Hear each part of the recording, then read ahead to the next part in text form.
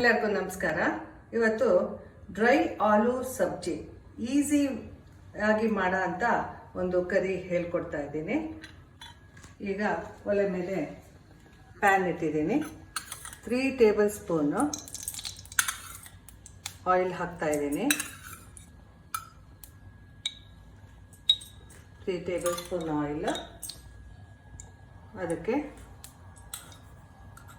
1 tea spoon jeera ಹಾಕ್ತಾ ಇದ್ದೀನಿ.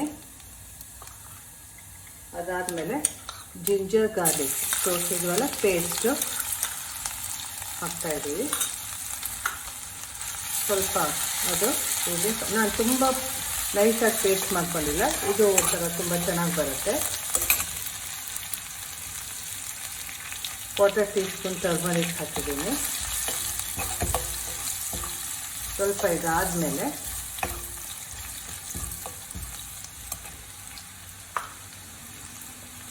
ಸ್ವಲ್ಪ ಆದಮೇಲೆ 4 ಗ್ರೀನ್ ಚಿಲ್ಲೀಸು, ರೆಡ್ ಚಿಲ್ಲೀಸ್ 1, ಕರಿ ಲೀವ್ಸು ನಿಮಗೆ ತಿಳಿಸಿರೋ ಹಾಗೆ ಅದನ್ನು ಹಾಕ್ತಾ ಇದ್ದೀನಿ.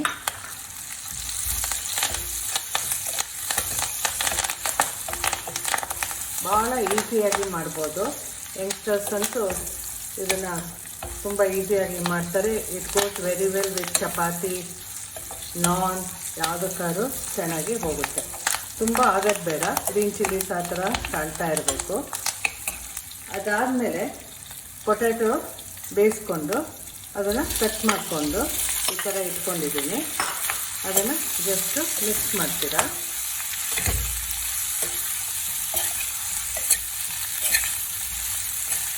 ಅದೇ ರೀತಿ ಮಿಕ್ಸ್ ಮಾಡ್ತೀರಾ.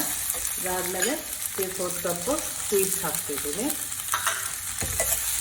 ಪೊಟ್ಯಾಟೋಸ್ನ ಬಾಯ್ಲ್ ಮಾಡಿಬಿಟ್ಟು ಈ ಥರ ಪೀಸ್ ಮಾಡಿ ಇಟ್ಕೊಂಬಿಡಿ. ರೆಡಿ ಇಟ್ಕೊಂಬಿಟ್ರೆ ಬೇಗ ಮಾಡಿಬಿಡ್ಬೋದು. ಅದಾದಮೇಲೆ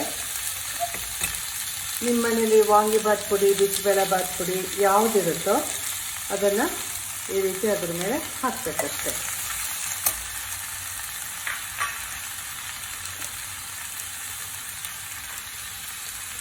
ಹಾಕ್ಬಿಟ್ಟು ಅದಕ್ಕೆ ಸಾಲ್ಟ್ ಸ್ವಲ್ಪ ಈ ರೀತಿ ಸಾಲ್ಟ್ ರುಚಿಗೆ ತಕ್ಕಷ್ಟು ಸಾಲ್ಟ್ ಹಾಕಿ. ಇಲ್ಲಿ ಟೆಕ್ನಿಕ್ ಏನು ಅಂದರೆ, ಈ ಸಾಸ್ ಯಾವುದಾರಾಗಲಿ ನಿಮಗೆ ಕೆಚಪ್ಪು ಅಥವಾ ಹಾಟ್ ಆ್ಯಂಡ್ ಸ್ವೀಟು ಯಾವುದೇ ಸಾಸು ನೀವು ಉಪಯೋಗಿಸೋಂಥ ಯಾವುದೇ ಸಾಸನ್ನ ಈ ರೀತಿ ಅದ್ರ ಮೇಲೆ ಹಾಕ್ಕೊಳ್ಳಿ. ಇದು ಬೈಂಡಿಂಗ್ ಕೊಡುತ್ತೆ ಮತ್ತು ಭಾಳ ಚೆನ್ನಾಗಿ ಬರುತ್ತೆ.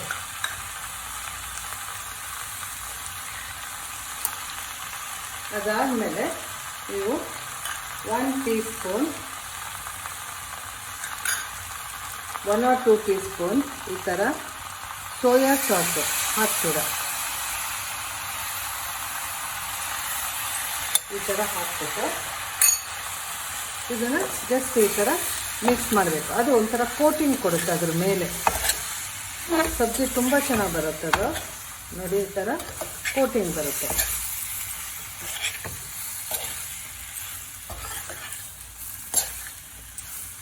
ಭಾಳ ಚೆನ್ನಾಗಿರುತ್ತೆ. ಚಪಾತಿಗೆ, ನಾನು ಎಲ್ಲದಕ್ಕೂ ಚೆನ್ನಾಗಿರುತ್ತೆ. ನೋಡಿ ಹಾಗೇ ಹೋಯಿತು. ಇದು ಹಿಂಗೆ ಕೋಟಿಂಗ್ ಕೊಟ್ಟ ಮೇಲೆ ಇದಕ್ಕೆ ಗಾರ್ನಿಷ್ ವಿತ್ ಕೊರಿಯಾಂಡರ್ ಲೀವ್ಸ್.